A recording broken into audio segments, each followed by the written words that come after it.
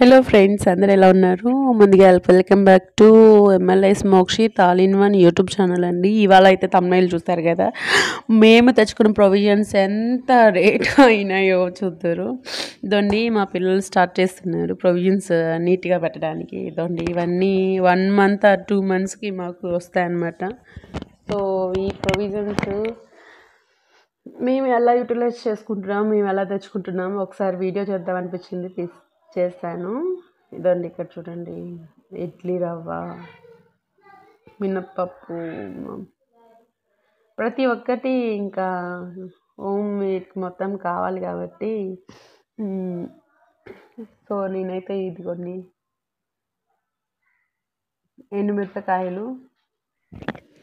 ఎండుమిరపకాయలు నెక్స్ట్ వచ్చేసేసి ప్రొవిజన్స్లో నేను తెచ్చినవి ఉగ్గురాళ్ళు, టాటా ఉప్పు, అలాగే ఇడ్లీ రవ్వ, చింతపండు, ప్రతి ఒక్క ఐటెం కావాలి కాబట్టి ప్రతి ఒక్క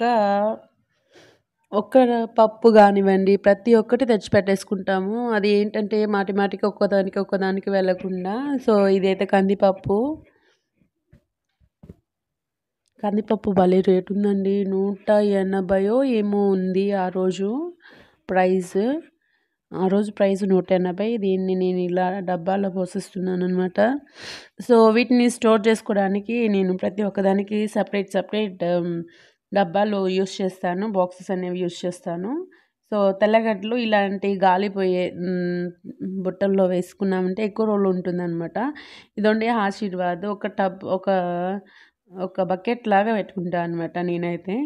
ఆ బకెట్లో వేసేస్తాను, నాకు ఏవైతే అవసరం ఉంటాయో వాటిని మాత్రమే నేను బయట ఉంచేసేసి రిమైనింగ్ ఒక కంటైనర్ లాగా పెట్టేస్తాను. సో అందులో వేసేసుకొని పెట్టేస్తాను. నెక్స్ట్ వచ్చేసేసి ఇది వచ్చి సాల్ట్ ఎన్ని కావాల్సింటే అన్ని తెప్పించుకుంటాము. ఏదేదో ఒక 1 month ఆర్ 2 monthsకి మాత్రం 2 ప్యాకెట్స్ మినిమం వాడతాను అనమాట. ఇంకా ఇడ్లీ రవ్వ అయితే చెప్పలేదు, రోజు మార్చి రోజు పెట్టుకోవాలి కాబట్టి ఈరోజు ఇడ్లీ కలిపామంటే రేపు పెట్టాం కాబట్టి అది కనీసం ఒక వారానికి 2 ప్యాకెట్స్ కావాలి. బెల్లం అప్పుడప్పుడు చేస్తూ ఉంటాను.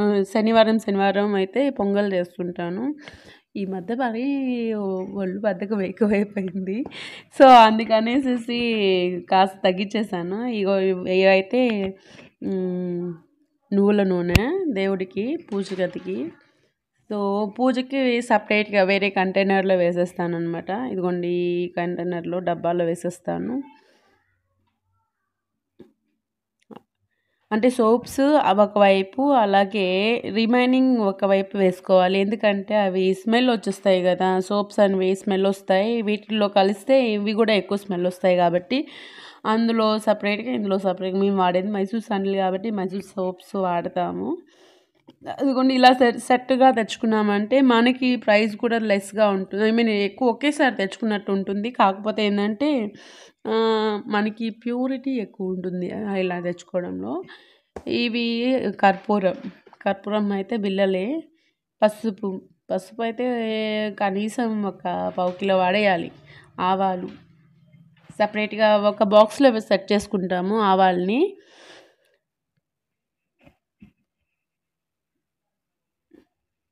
మా పిల్లలైతే ఒకసారి చెప్పాలంటే కందిపప్పు కాదు, తినే శనగపప్పుని పగలగొట్టేసి నీట్గా పక్కన పెట్టారు. ఇదిగోండి ప్రతిరోజు పూజకి గాయత్రి ధూపం స్టిక్ యూస్ చేస్తాము. అలాగే తామ్రాణి స్టిక్ అంటారు కదా, అది యూస్ చేస్తాము. ధూపం స్టిక్ ఇది వచ్చేసేసి వరలక్ష్మి వారి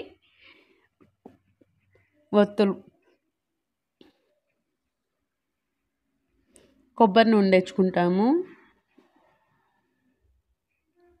అది కొన్ని పెట్టుకుంటాం, కొన్ని పడేస్తాం అన్నమాట. పౌడర్ తెస్తాం, పౌడర్ కూడా కొంచెం పెట్టుకుంటాం, కొంచెం పడేది. ఇదిగోండి నేను చెప్పాను కదా ఇందాక, తినే శనగపప్పు ఒక హోలే వేశారు మా పిల్లలు. ఇదిగోండి మా మనిషి తినేస్తూ ఉంది.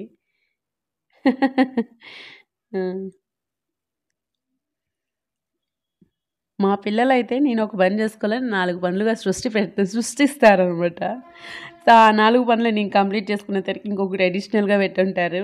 సో, యాక్చువల్‌గా అయితే అది చైల్డ్‌హుడ్ కాబట్టి, చైల్డ్‌హుడ్ అంటే వాళ్ళు ఎలా అయితే ఉంటారో అలాగే ఉంచాలి. వాళ్ళని ఎటువంటి రిస్ట్రిక్షన్స్ అవేమీ పెట్టకూడదనమాట. ఇంతవరకు సెట్ అయిపోయింది. ఇవి దానికి మా వాడికి ఇచ్చేసాను. పక్కన పెట్టేస్తా ఉన్నాడు. సో, ఆయన ఓవర్ కాన్ఫిడెన్స్‌తో 2 ఎత్తుకెళ్ళాలి అనుకున్నాడు. కానీ వెయిట్ మోయలేక అక్కడే పెట్టేసాడనమాట. ఇప్పుడు వాళ్ళ చెల్లి సపోర్ట్ తీసుకుంటున్నారు. ఇదండి ఇప్పుడు ధనియాలు ఒక కంటైనర్‌లో పోసేస్తున్నాను అనమాట. కంటైనర్ అంటే ఏం లేదులెండి, ప్లాస్టిక్ బాక్స్‌లో పోసేయడం అంతేను. ఇంకేముండదు. నెక్స్ట్ ముగ్గురాళ్ళండి. ముగ్గురాళ్ళు నేను ప్రతిరోజు వేస్తూ ఉంటాను ముగ్గు. అది చిన్న గచ్చైనా గానీ బయట వేసేయాల్సిందే. ఇంకోటొచ్చేసేసి చక్కెర చూడండి మా వాడు ఎంత బాగా వేస్తున్నాడో. స్పూన్‌తో వేస్తున్నాడు. పిల్లలంటే పిల్లలేనండి. పిల్లలు సార్ పిల్లలంతే అంటారు గదా! పిల్లలంటే అంతే. నెక్స్ట్ వచ్చేసేసి తినే శనగపప్పు, అలాగే వేడి శనగపప్పు ఒక కంటైనర్‌లో, మినప్పప్పు ఒక కంటైనర్‌లో వేసేస్తున్నాను.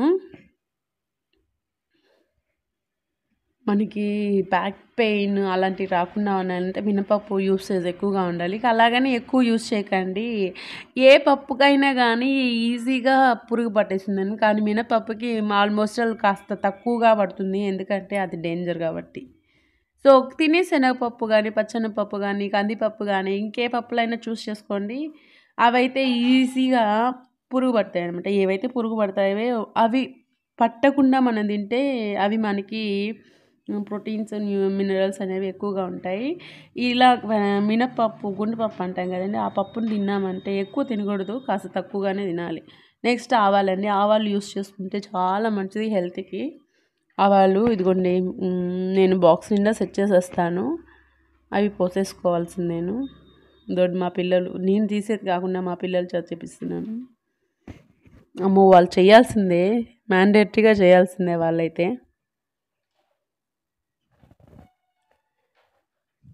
జీలకర్ర అండి. జీరా అంటారు కదా! జీలకర్ర. ఇదండి వీటిలో కాస్త పప్పులు యాడ్ చేసుకుంటాను. ఎందుకంటే ఏదైనా ఫ్రై అలా అయితే ఈజీగా ఉంటుందన్నమాట. సో, ఇంత కష్టమే పడుతున్నాను కాబట్టి నా కోసం ఒక లైక్ చేయకూడదు మా వీడియోని?